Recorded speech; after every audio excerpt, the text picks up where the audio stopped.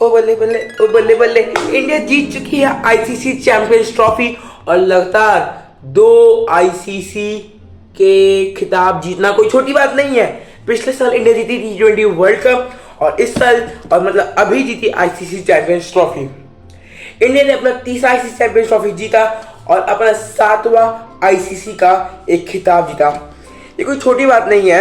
इसके आगे इंडिया के आगे केवल एक देश है जिसका नाम है ऑस्ट्रेलिया, जिसे हम बहुत जल्दी पीछे कर देंगे। ऑस्ट्रेलिया वैसे हमसे पीछे ही होता क्योंकि हम लोग ने पिछले 1 साल में गलतियां की हैं जिसकी वजह से ऑस्ट्रेलिया हमसे थोड़ा बहुत आगे है। उन गलती को सुधार रहे हैं हम लोग। Back to back 2 ICC trophy जीतना कोई छोटी बात नहीं है। इंडिया सबसे पहले अपनी आईसीसी ट्रॉफी जीता था 1983 में। फिर समय लंबा था लेकिन ज़्यादा देर के लिए था। 2007 में जीते T20 वर्ल्ड कप। भाई जब ये हम लोग कितने साल बाद जीते, 24 साल बाद हम लोग जब वर्ल्ड कप जीते, एक T20 वर्ल्ड कप, पूरे देश में भाई हर्षोल्लास का माहौल था। फिर 2011 में जीते वर्ल्ड कप, 2013 में चैंपियंस ट्रॉफी जीते। लेकिन इसके पहले भी हम लोग एक चीज़ जीत चुके थे, वो थी आईसीसी चैंपियंस ट्रॉफी जो कि हम लोग जीते थे 2002 में। 2002 में हम सौरव गांगुली की कैप्टनसी में एक आईसीसी चैंपियंस ट्रॉफी ऑलरेडी जीत चुके थे। तो उस समय चैंपियंस ट्रॉफी जो हम लोग जीते थे वो कोई इतनी फेमस नहीं थी। उस समय आईसीसी चैंपियंस ट्रॉफी का महत्व था कि छोटे देशों को प्रमोट करना क्रिकेट की तरफ, इसलिए पहली जो चैंपियंस ट्रॉफी हुई थी वो बांग्लादेश में हुई थी, दूसरी केन्या में हुई थी। आप लोग तो बहुत लोग शौक में हो गए कि केन्या भी क्रिकेट खेलती थी। पहले के समय में केन्या एक अच्छी टीम भी थी जो कि अब तो विलुप्त हो गई। एक जैसे कोई जानता भी नहीं, केन्या के समय खेलती हुई थी।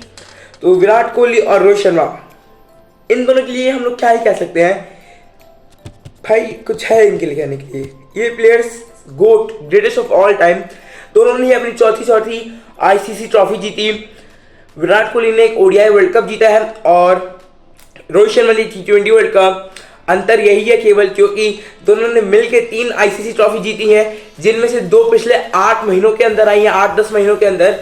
रोहित शर्मा ने खैर 4 साल पहले, विराट कोहली से 4 साल पहले ही रोहित शर्मा ने एक आईसीसी ट्रॉफी जीती थी जो कि T20 वर्ल्ड कप थी। उस समय रोहित शर्मा महज 20 साल के थे। विराट कोहली भी अपनी 22 साल की उम्र में, 21 साल की उम्र में ही अपना पहला आईसीसी ट्रॉफी जीते थे।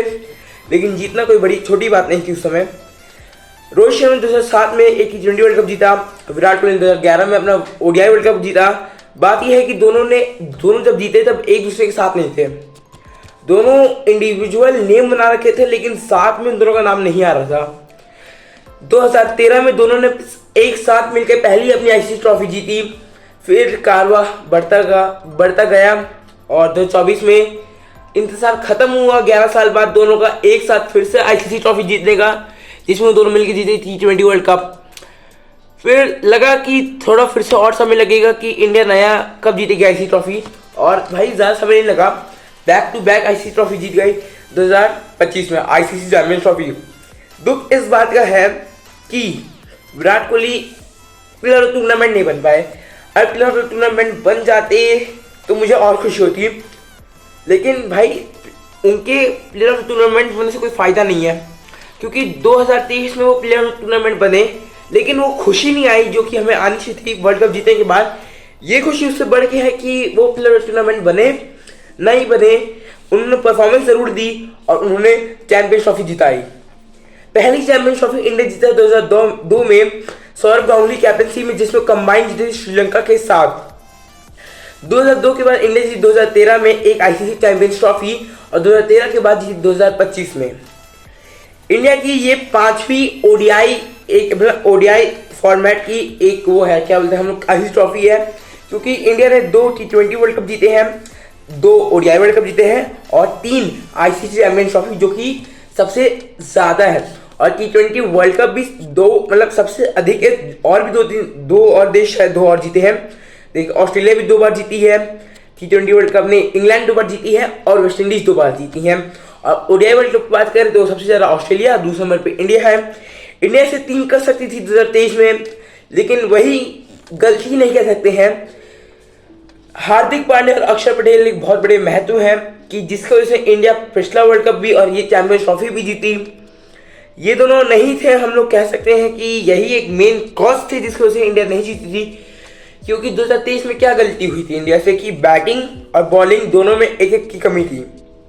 2023 की बात करें तो हार्दिक पांड्या थे, तब तक स्टेबिलिटी मेंटेन थी। जैसे हार्दिक गए, स्टेबिलिटी बिगड़ी, इंडिया के हाथ से ट्रॉफी फिसली, यही कहानी रह गई थी अंत में। 2023 में इंडिया के स्क्वाड में क्या था, हार्दिक आते 6 नंबर पे और 7वें नंबर पे आते थे जडेजा। इसमें एक प्लेयर की कमी थी, वो प्लेयर थे अक्षर पटेल। अगर अक्षर पटेल होते तो टीम इंडिया का बहुत बड़ा बेनिफिट होता। बेनिफिट क्या होता, बेनिफिट ये होता कि इंडिया को एक बैटर ज़्यादा मिल जाता, बॉलिंग की समस्या हल हो जाती, बॉलिंग उतनी ही रहती, बैटिंग के ऑप्शंस एक बढ़ जाते, यही का अंतर आता। क्योंकि अक्षर पटेल ऑलराउंडर है बॉलर है, लेकिन बैटिंग भी बैटर से कम नहीं करते हैं, बॉलिंग बॉलर से कम नहीं करते हैं, बैटिंग प्रॉपर बैट्समैन से कम नहीं करते और फील्डिंग तो लाजवाब है। इंडिया के दो स्पिन ऑलराउंडर्स हैं, रविंद्र जडेजा और अक्षर पटेल, दोनों ही ना तो बॉलर से कम है, ना ही बैटर से कम है, ना ही फील्डर, तो टॉप क्लास है ही भाई। इसके बाद बात करें न्यूजीलैंड के लिए। न्यूजीलैंड के लिए जो सेटबैक था, ये कोई आसान बात नहीं है। 2015 में फाइनल में गई थी जो ओडीआई वर्ल्ड कप के, वो हारी। 19 में ओडीआई वर्ल्ड कप में गई, वो हारी, चैंपियंस ट्रॉफी हारी।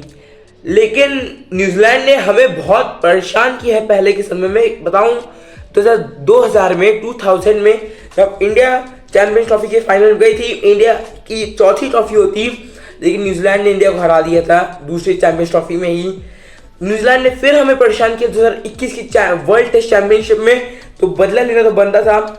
साथ में 2019 के वर्ल्ड कप के सेमीफाइनल में भी न्यूजीलैंड ने हमें परेशान किया था। इसका बदला हम लोगों ने पिछले साल लिया था, लेकिन वो बदला कुछ काम नहीं आया, क्योंकि 2013 में तो जीती तो ऑस्ट्रेलिया ही थी। इंडिया 2023 में इंडिया न्यूजीलैंड को भले ही हराती है, लेकिन फाइनल हार जाती है, तो ये सैड न्यूज़ थी। लेकिन अब इंडिया ने न्यूजीलैंड से एक बार तो बदला ले लिया है, एक बार और बदला लेना बाकी है, वो भी इंडिया जल्दी देगी। लेकिन जो सबसे बड़ी बात थी वो 2023 का बदला लेना था। ऑस्ट्रेलिया से दो बार ऑस्ट्रेलिया ने हमारा हराया था फाइनल में, वो भी वर्ल्ड कप और वर्ल्ड टेस्ट चैंपियनशिप के लिए। उसका हम लोगों ने भरपूर बदला लिया है इस साल। फाइनल में, सेमीफाइनल में दोनों पड़ोसी देशों को हम लोग ने हराया।